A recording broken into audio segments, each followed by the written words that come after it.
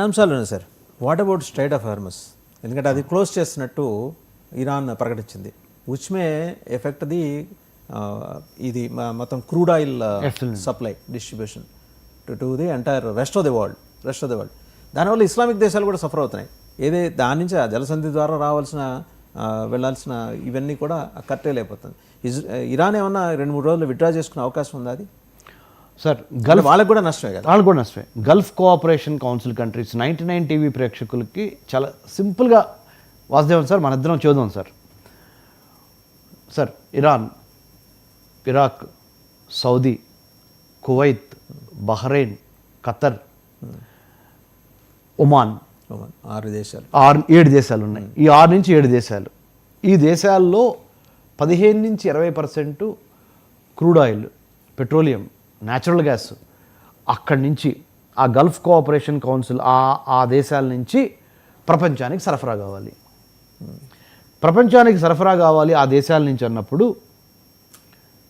Straight of Hormuz జలసంధి అనే ఒక choke point, narrow 30 miles width, 33 miles, 35 miles వేసుకోండి సార్ విడ్త్. అంటే 55 కిలోమీటర్లు, 60 కిలోమీటర్ల యొక్క వైశాల్యంలో షిప్పులు ప్రయాణించాలి.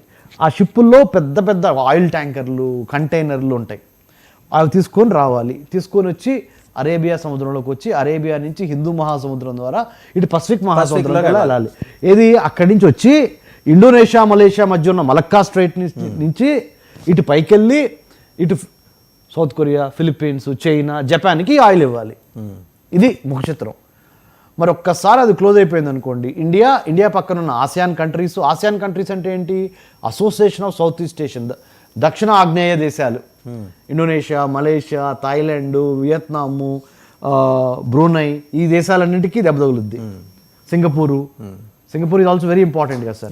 ఈ దేశాలన్నిటికీ దెబ్బ తగులుద్ది. దీంతో పాటుగా నార్త్ ఈస్ట్ ఏషియా అంటే ఏంటి సార్?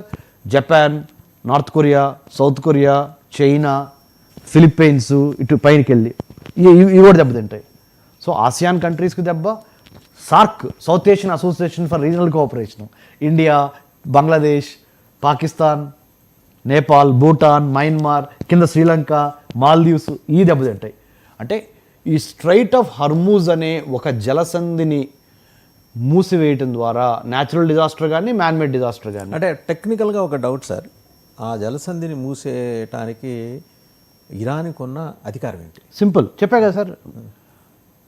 ఫస్ట్ 12 నాటికల్ మైల్స్ వరకు కాదు, 200 నాటికల్ మైల్స్ వేసుకోండి.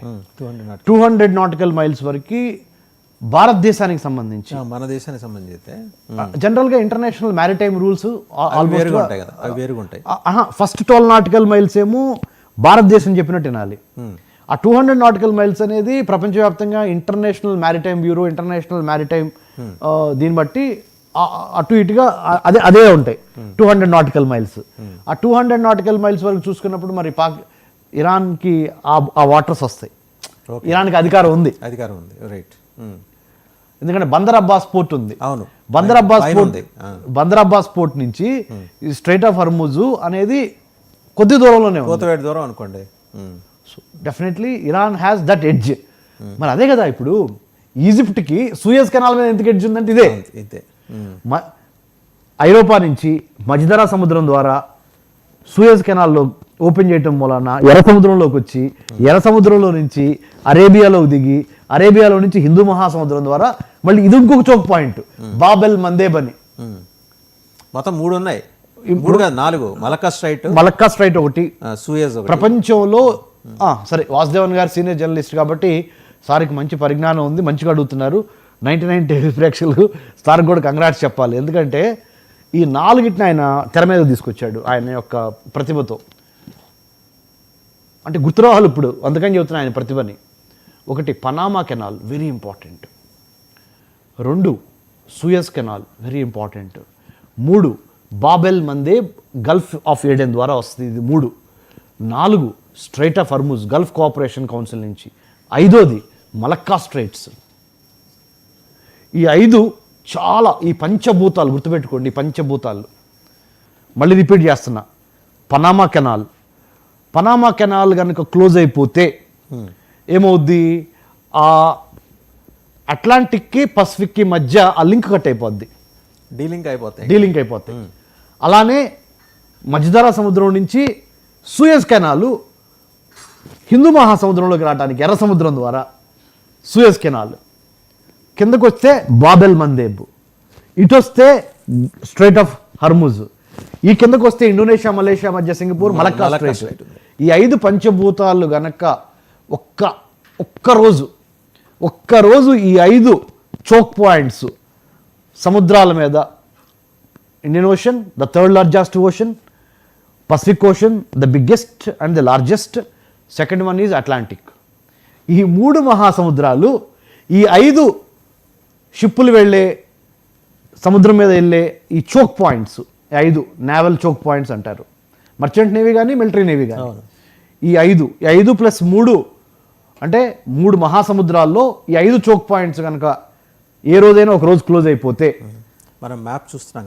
వెరీ గుడ్, చాలా థ్యాంక్స్. మన వాళ్ళు కూడా యాక్టివ్గా ఉన్నారు. సో చాలా థ్యాంక్స్, కరెక్ట్ టైంకి వేసారు. కొద్దిగా దాన్ని ఏమన్నా బాబు మనం ఎన్లార్జ్ చేస్తాం కొద్దిగా స్క్రీన్, అవకాశం ఉంటే. సో అంటే ఓవరాల్ పిక్చర్ ఆ పైన క్లియర్ కనపడుతుంది మనకి స్ట్రైట్ ఆఫ్ హర్ముజ్. అక్కడ ఆ స్ట్రైట్ ఆఫ్ హర్ముజ్, ఆ పైన సౌదీ అరేబియాకి అవతల పైన ఉంది రైట్ సైడ్, అటు ఇరాన్కి అవతల అటు. సో ఇక్కడ చూస్తే ఈ రెడ్ సీ లెఫ్ట్ సైడ్, ఇక్కడ ఇది చూస్తే రెడ్ సీ, ఆ సూయజ్ కెనాల్ మీరు పైన కనపడుతుంది, ఆఫ్రికా ఖండం నుంచి అట్లా కింద దిగి ఆ పైన కొద్దిగా మీకు బ్లూ ప్యాచ్ కనపడుతుంది చూడండి సార్, అది మధ్యధరా సముద్రం, మెడిటేరియన్ సీ ఆ పైన.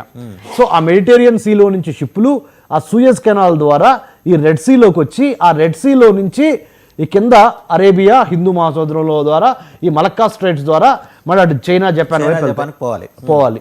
ఇక్కడ ఈ గల్ఫ్ కోఆపరేషన్ కౌన్సిల్ కంట్రీస్ కనపడుతున్నాయి చూడండి, ఇరాక్, ఆ ఖతార్, యుఏఈ అంటే యునైటెడ్ అరబ్ ఎమిరేట్స్, మన దుబాయ్ అంటాం, దుబాయ్, ఆ ఒమను, ఇక్కడ ఉన్న చిన్న నేరో చోక్ పాయింట్ ఇట్లా పైకి వెళ్ళి ఇట్లా కింద దిగింది చూడండి సార్, అది గల్ఫ్ ఆఫ్ మన straight of Hormuz. Very narrow చూడండి, మీకు క్లియర్ కనపడుతుంది. సో 30 మైళ్ళ డిస్టెన్సే ఉంది.